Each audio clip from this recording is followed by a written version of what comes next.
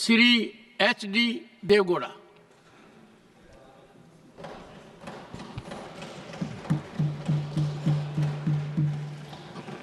Sir, at the outset, I would like to express my sincere gratitude for the chair for having allowed me to speak on this renewable energy. Sir, I have got bitter experience in my political career. As Chief Minister of Karnataka, the amount of problem faced by the farmers, by the consumers, I do not want to allow such a thing to happen because the then government, whichever party, I do not want to mention, a former Prime Minister, a Chief Minister, has written a book, Karnataka in Darkness.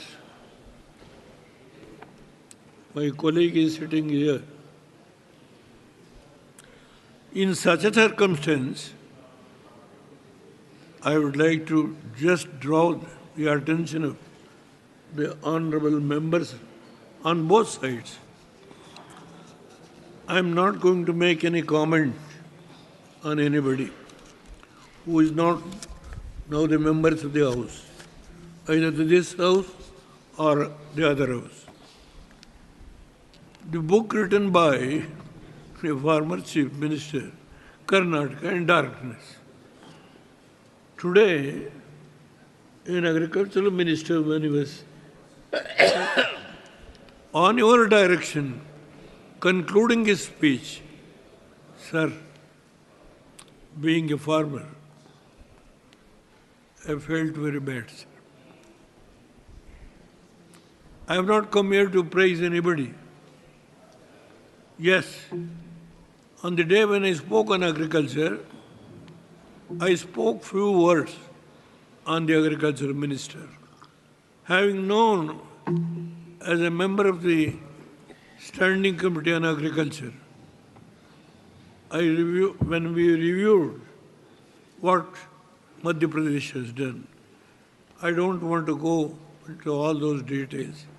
Sir, not to allow a single farmer to suffer who have got what we call Ganga Kalyan, which is introduced by me as Chief Minister, to provide the irrigation facilities where there is no flow irrigation, where there is no dam, where there is no tank, to have the borewell and draw the water, underground water, to give to scheduled castes, scheduled tribes. Sir, and all those people, the power, everything has been met by the government when I was the Chief Minister. I know the difficulty, what the problem of the power sector. Sir, I went to the extent of meeting Balasaheb Thackeray to get power to Karnataka not to allow the farmers.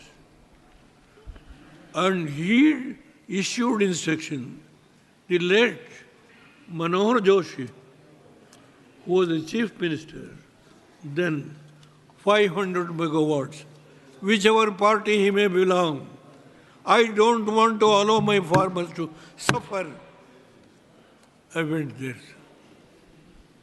When I was the Prime Minister, the matter was discussed on this very same issue.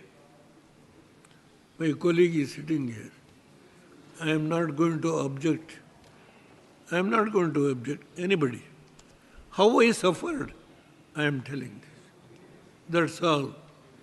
Sir, I can debate on this issue. Why I hold the power portfolio as Prime Minister? Why? Because I know the problem of the power sector. Only one word I would like to say, because I can speak volumes on this issue, on this subject. Irrigation, power is one of the pet subjects as a farmer. Sir, when Modi ji came in last 10 years, what is the development? How much progress he has made? I can quote facts and figures. But one thing is, there is no corruption charge in last 10 years. I can boldly say this.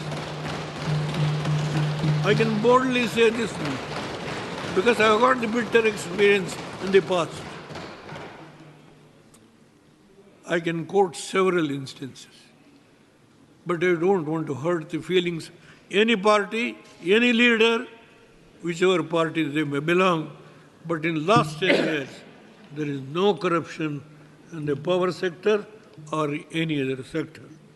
With these words, sir, I would like to give some facts and figures. Over the years, importance of renewable energy in India has only grown upwards. In a country of 1.4 billion people, we cannot secure our future if we do not adopt a model of sustainable development. And sir, for sustainable development, green and clean energy is a very important factor. The earlier hydel power, then we came to solar, we came to wind energy. Now, the most important factor is the renewable energy. Sir, now in our country, 1.4 billion people who cannot secure our future if you do not adopt a model of sustainable development. And sir, for sustainable development, green and clean energy is a very important factor. That's why, in this regard, we have so many international commitments also. Sir, with your kind permission, sir, I must admit that so much of work has been done in last 10 years under Sri Narendra Modi's Honorable Prime Minister for promotion of renewable energy in this country. Let me place some data on record. India has installed a non-fossil fuel capacity has increased 396% in the last 9 years and stands at more than 203.19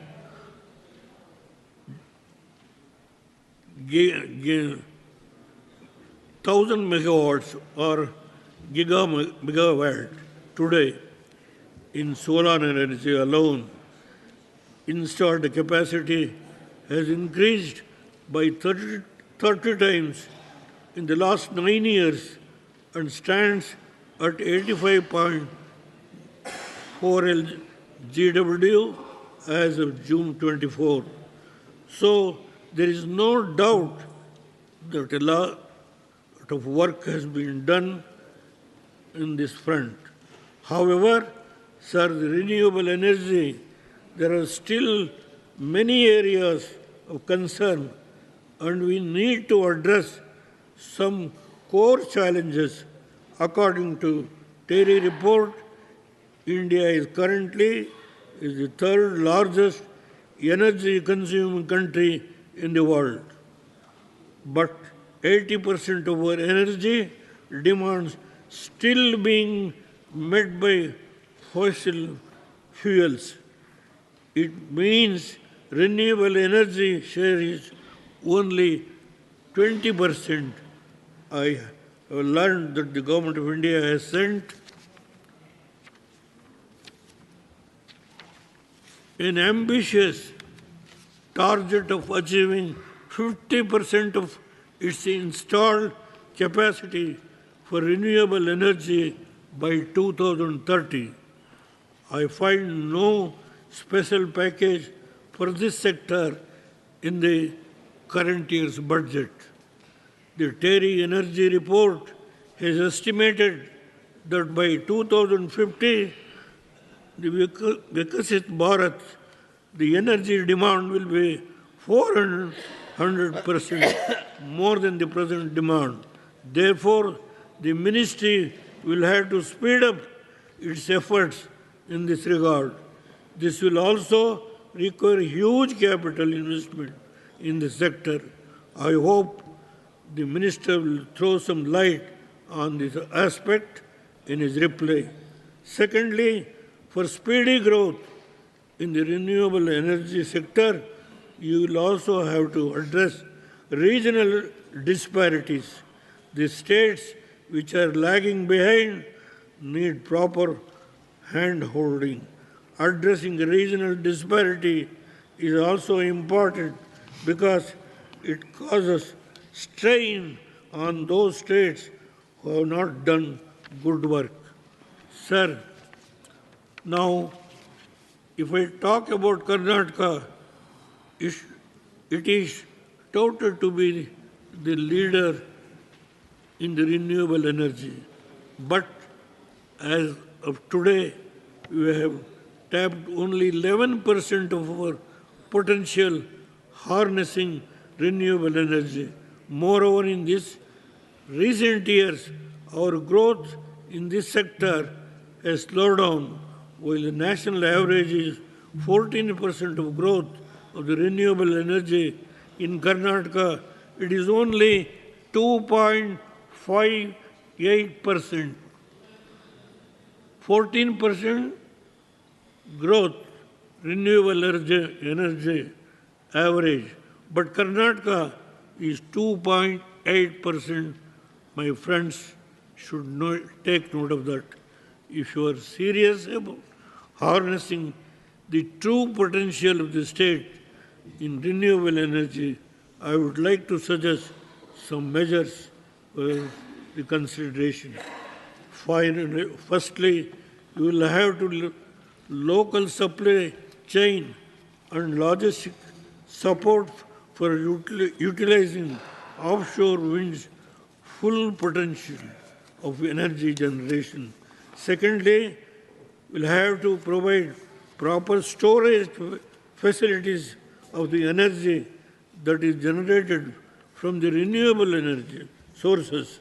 At present, we do not have sufficient storage. Sir, storage facilities.